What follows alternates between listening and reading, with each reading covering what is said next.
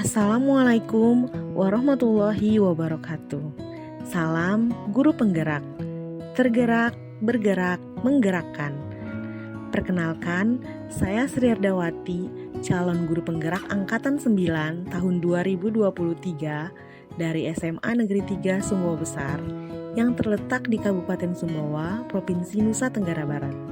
Dalam video ini, saya akan memaparkan demonstrasi kontekstual dalam mewujudkan pemikiran Ki Hajar Dewantara, yaitu pendidikan yang berpihak pada murid.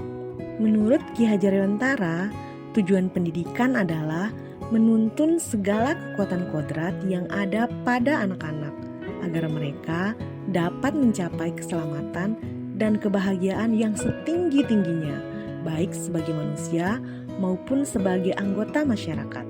Sebagai pendidik, kita hanya dapat memberikan tuntunan terhadap hidup dan tumbuhnya kodrat tersebut, bukan mengubah dasarnya. Ki Hajar Dewantara mengumpamakan tugas kita sebagai pendidik seperti petani yang menanam benih padi.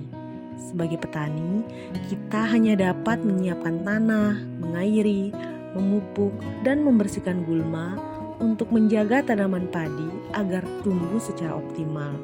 Namun sejatinya, petani tidak akan dapat mengubah kodrat benih padi menjadi tanaman jagung. Benih padi dalam pertumbuhannya tentu saja memiliki cara perawatan yang berbeda dengan benih jagung, karena padi dan jagung memiliki kodratnya masing-masing.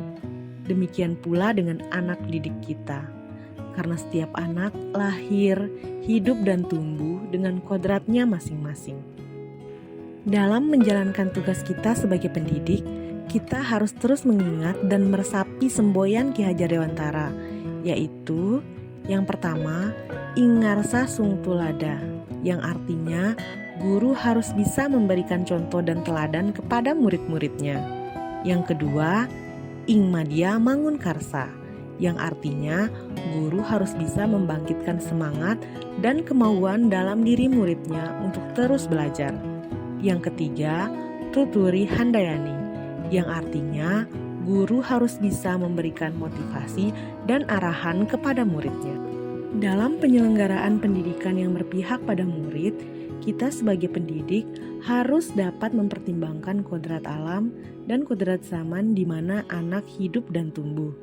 Kodrat alam berkaitan dengan sifat dan bentuk lingkungan di mana murid berada, sedangkan kodrat zaman berkaitan dengan isi dan irama, yaitu muatan pendidikan dan metode pembelajaran.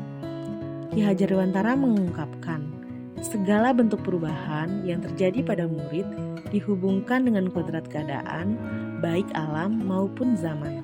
Dengan pertimbangan kodrat alam dan kodrat zaman, pendidik akan mampu menyelenggarakan pendidikan yang kontekstual dan bermakna, yang mampu mendekatkan murid dengan lingkungannya, serta mampu menyiapkan murid untuk menghadapi tantangan perubahan zaman.